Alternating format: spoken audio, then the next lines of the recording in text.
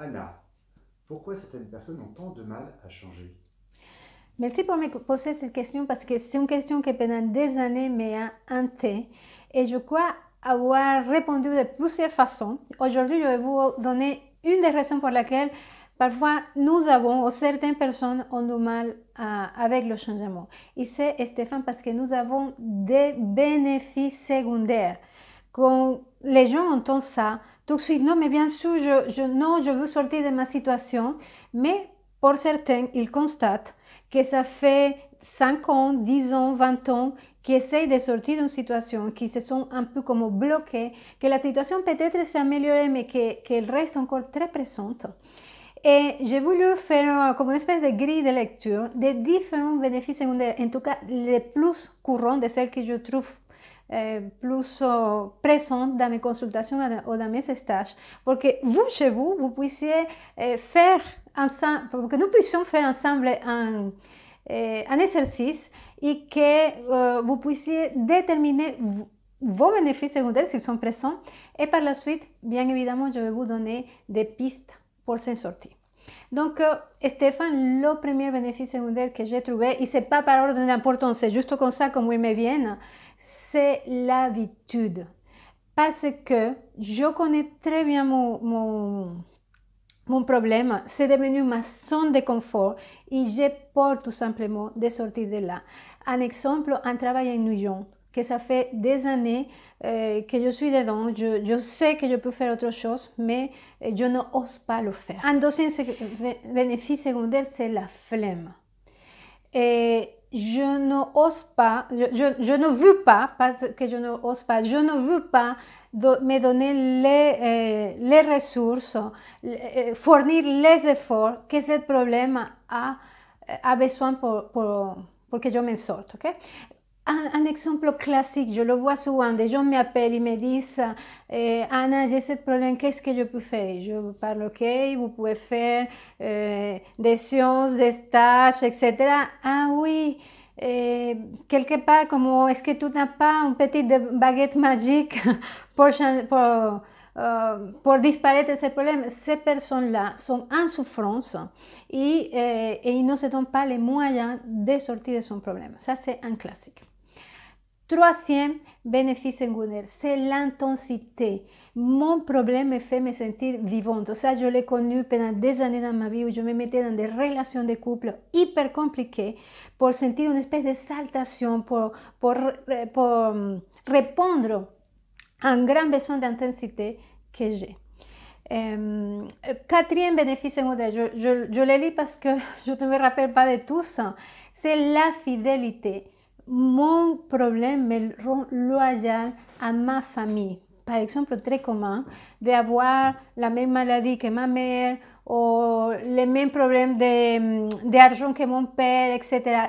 Ça crée comme une espèce de lien entre les différentes générations.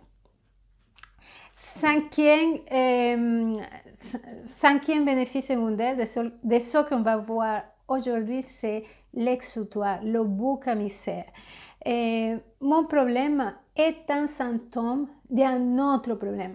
Un exemple, j'ai un ami qui, ça fait des années qu'il fume des pétards. Parce qu'il voudrait arrêter de fumer des pétards, mais ce n'est pas son problème, c'est que les pétards, c'est comme une espèce d'exutoire, justement, de soupape à une espèce de mal-être intérieur qu'il n'a pas envie de voir. Sixième bénéfice secondaire, la protection, l'excuse, l'évitement, c'est plus ou moins la même chose. Et mon problème me protège d'un autre problème. Imaginez-vous quelqu'un qui est malade pour ne pas avoir à prendre la responsabilité de sa vie. Ça, c'est aussi très commun. Septième bénéfice secondaire, la distraction. Mon problème occupe mon esprit et ça m'empêche de penser à mon vrai problème. C'est-à-dire, imaginez-vous quelqu'un qui est addict au travail et ça va lui empêcher ça va le maintenir occupé pour ne pas ressentir des blessures, des vieilles souffrances qui sont à l'intérieur de lui, qui demandent à se guérir, mais comme il est tellement occupé, ça n'a pas l'espace pour remonter.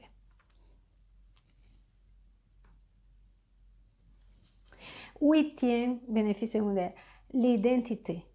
Mon problème me donne une identité, une raison d'être. J'ai connu il y a quelques années une dame qui était malade depuis 30 ans, elle avait un cancer depuis 30 ans. Et quand j'allais la voir, parce que c'était la mère d'un ami, je savais de quoi on avait parlé pendant le temps qu'on était avec elle, de sa maladie. Je me disais, de quoi cette femme va parler le jour qu'elle va se guérir, ou si elle n'avait pas cette maladie, de quoi elle parlerait. Ce problème est devenu une espèce de seconde peau. Et elle était complètement identifiée. Bénéfice secondaire. La reconnaissance. Mon problème me permet d'obtenir la reconnaissance. Par exemple, quelqu'un qui a plein de difficultés et que les gens l'appellent battante, par exemple. Ça, c'est aussi un bénéfice secondaire important. 10e bénéfice secondaire, l'amour-connexion. Mon problème me permet des liens avec les autres, m'attire l'amour, la sympathie des autres. Imaginez-vous quelqu'un qui est malade et que la maladie va attirer la compassion vers elle, l'amour, etc., qui va être une manière de se lier avec les autres. Ça, c'est un sacré bénéfice secondaire et je dirais que c'est un des plus importants de toute la liste que je suis en train de vous donner. Et même, parfois, cet amour et connexion, un bénéfice secondaire parfois peut cacher un autre bénéfice secondaire. Et souvent, l'amour-connexion se trouve en lien avec un autre bénéfice secondaire. 11e bénéfice secondaire, la punition. Mon problème est une manière de payer une faute réelle et imaginaire que j'aurais commis. J'ai eu un client en sciences qui m'a raconté, il a quitté sa femme qui a, depuis des années, il était avec elle depuis des années, il s'est mis dans une nouvelle relation avec une autre femme. Et en fait, il s'est complètement saboté dans ces relations parce qu'il y avait une espèce de culpabilité profonde qui, soyons clairs, ne venait pas de ces relations qu'il a quittées, c'était beaucoup plus ancien, c'était une culpabilité qui existait déjà comme enfant. Et donc, tous les problèmes qu'il avait à cette nouvelle couple, c'était pour lui comme une espèce de punition pour avoir quitté sa femme. Et 12, j'appelle ce bénéfice secondaire la capacité, c'est-à-dire mon problème me prouve que je suis capable de lui faire face. Exemple, j'ai des amis qui sont pleins de difficultés et qui déploient une énergie incroyable pour être dans la débrouille. Ils sont débrouillards, ils vont trouver des solutions, etc. Mais ça se présente presque dans toutes les situations de leur vie. Et pourquoi? Parce qu'il y a quelque chose à l'intérieur qui vous a prouvé qu'il est capable de résoudre n'importe quelle situation, de débrouiller, de sortir en avant, quoi qu'il arrive. Donc, je viens de vous donner les 12 bénéfices secondaires. Vous allez les voir ici à côté. Je vais les noter un par un. Et je vous invite à choisir celui qui vous parle, celui qui vous résonne, celui avec lequel vous vous identifiez.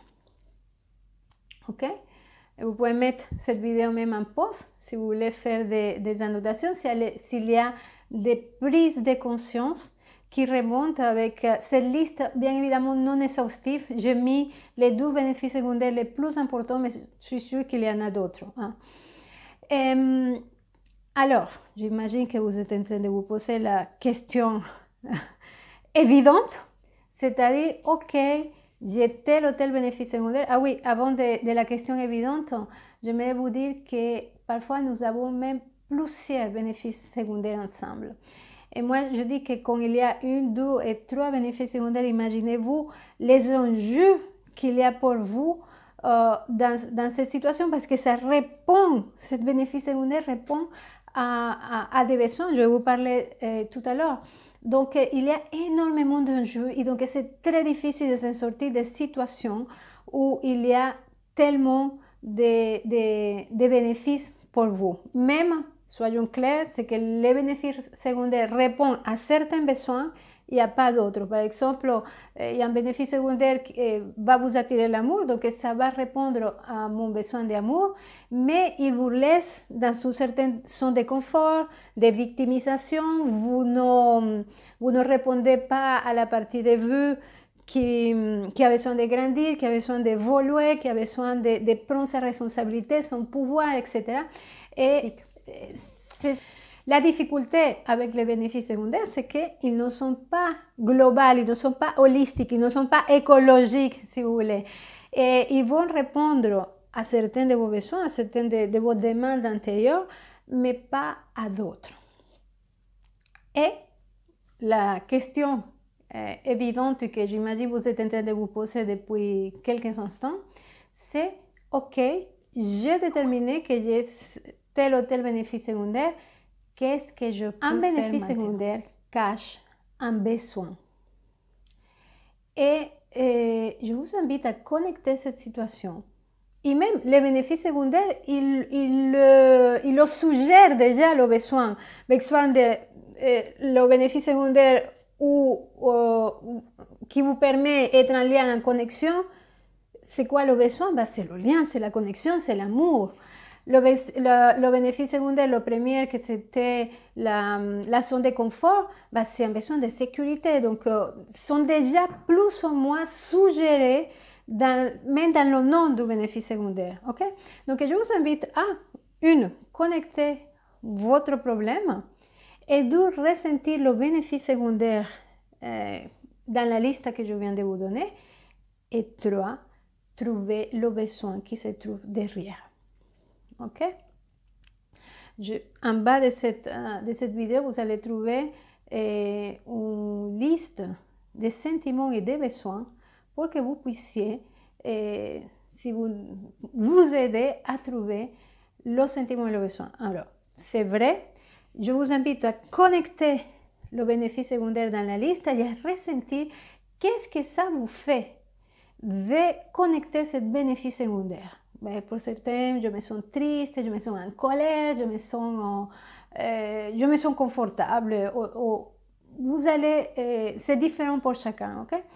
Et par la suite, quel besoin je suis en train de répondre avec mon bénéfice secondaire? Et une fois le besoin retrouvé, vous pouvez tout simplement reconnaître ce besoin. Par exemple, si c'est un besoin d'amour, fermez les yeux et vous allez vous accorder ce besoin d'amour. J'ai besoin d'amour. Et vous allez même vous connecter, vous donner le droit, vous allez vous donner le droit à ce besoin. Vous allez reconnaître l'importance de ce besoin à vous. Oui, j'ai besoin d'amour. J'ai besoin d'amour. Et vous pouvez même goûter cet amour en vous. Retrouver cet amour en vous. Et rester avec. Et je sais que c'est un petit peu court, mais c'est une manière très profonde de répondre à nos bénéfices secondaires.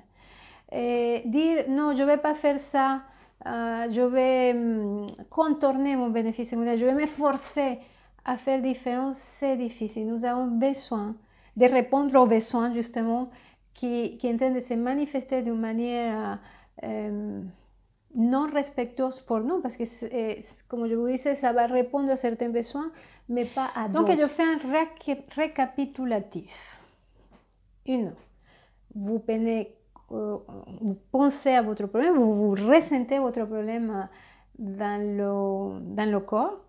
Par la suite, à l'aide de la grille de lecture, des différents bénéfices secondaires que je viens de vous donner, déterminez votre bénéfice secondaire, ressentir comment vous vous sentez, en colère, triste, déçu, frustré, devant la prise de conscience de votre bénéfice secondaire, connexion du besoin derrière le bénéfice secondaire. Et vous donnez le droit, reconnaître l'importance de ce besoin, même goûter ce besoin en vous, Et par la suite, une fois que vous avez fait ça, il y a sûrement des stratégies, de nouvelles stratégies créatives, respectueuses, globales, écologiques, holistiques, comme je suis en train de dire tout à l'heure, qui vont remonter pour répondre à ces besoins autres que les bénéfices secondaires que vous avez vous maintiennent certes dans un certain déconfort, mais que parfois sont en train de vous faire passer à côté même de votre vie, de vos rêves, de vos projets, des belles choses auxquelles vous avez le droit, que vous méritez et que je vous souhaite